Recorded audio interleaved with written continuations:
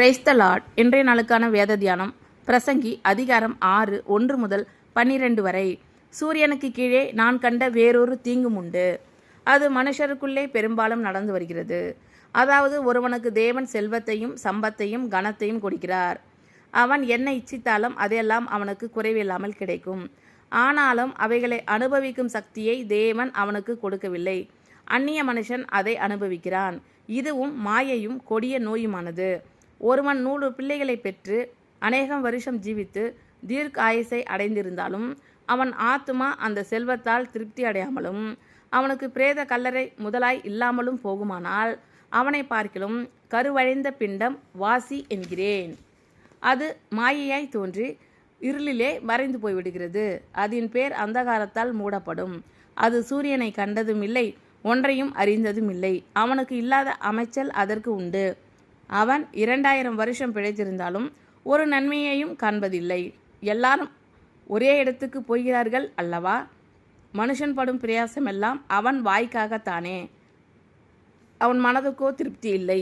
இப்படி இருக்க மூடனை பார்க்கிலும் ஞானிக்கு உண்டாகும் மேன்மை என்ன? ஜீவன் உள்ளோருக்கு முன்பாக நடந்து கொள்ளும்படி அறிந்த ஏழைக்கும் உண்டாகும் மேன்மை என்ன? ஆசையானது அலைந்து தேடுகிறதை பார்க்கிலும் கண் கண்டதே நலம். இதுவும் மாயையும் மனதை சஞ்சலப்படுத்துகிறதுமாய் இருக்கிறது. இருக்கிறவன் எவனும் தோன்றும் முன்னே பெயரிடப்பட்டிருக்கிறான். அவன் மனுஷன் என்று தெரிந்திருக்கிறது. தன்னிலும் பலத்தவரோடே போராட அவனால் கூடாது.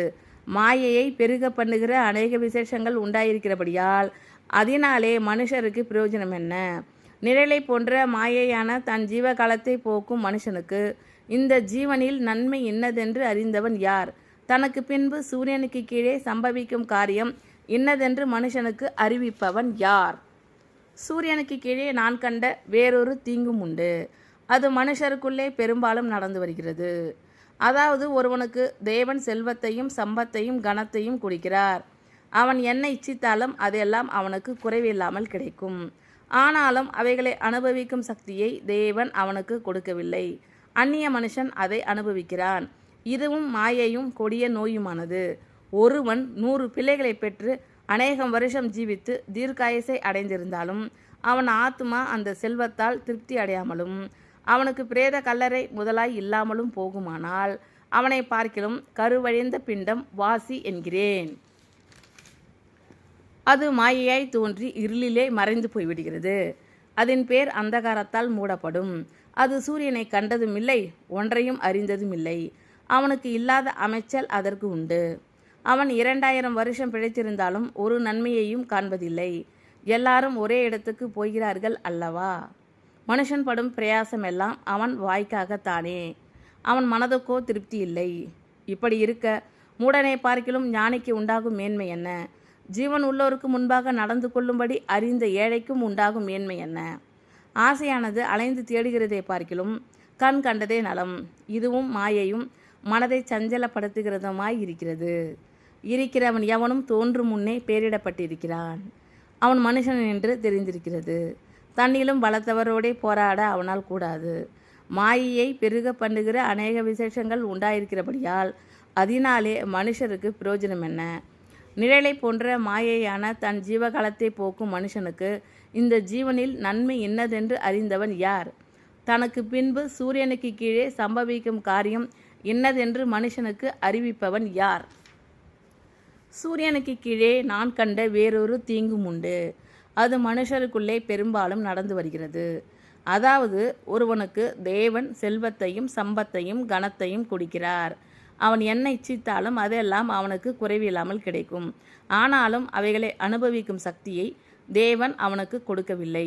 அந்நிய மனுஷன் அதை அனுபவிக்கிறான். இதுவும் மாயையும் கொடிய நோயுமானது.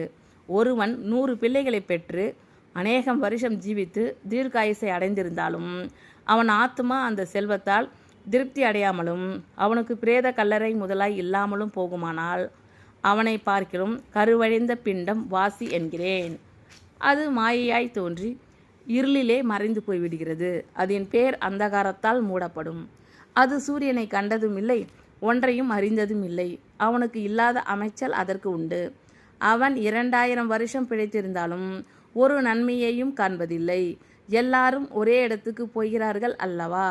மனுஷன் படும் பிரயாசமெல்லாம் அவன் வாய்க்காகத்தானே, அவன் மனதுக்கோ திருப்தி இல்லை. இப்படி இருக்க மூடனை பார்க்கிலும் ஞானிக்கு உண்டாகும் மேன்மை என்ன? ஜீவன் உள்ளோருக்கு முன்பாக நடந்து கொள்ளும்படி அறிந்த ஏழைக்கும் உண்டாகும் மேன்மை என்ன? ஆசையானது அலைந்து தேடுகிறதை பார்க்கிலும் கண் கண்டதே நலம். இதுவும் மாயையும் மனதை சஞ்சலப்படுத்துகிறதுமாய் இருக்கிறது. இருக்கிறவன் எவனும் தோன்றும் முன்னே பேரிடப்பட்டிருக்கிறான். அவன் மனுஷன் என்று தெரிந்திருக்கிறது. தன்னிலும் பலத்தவரோடே போராட அவனால் கூடாது. மாயையை பெருக பண்ணுகிற அநேக விசேஷங்கள் உண்டாயிருக்கிறபடியால் அதனாலே மனுஷருக்கு பிரயோஜனம் என்ன?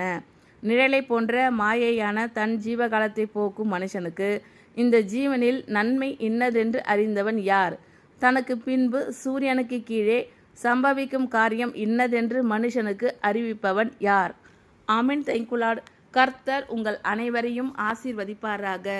God bless you all.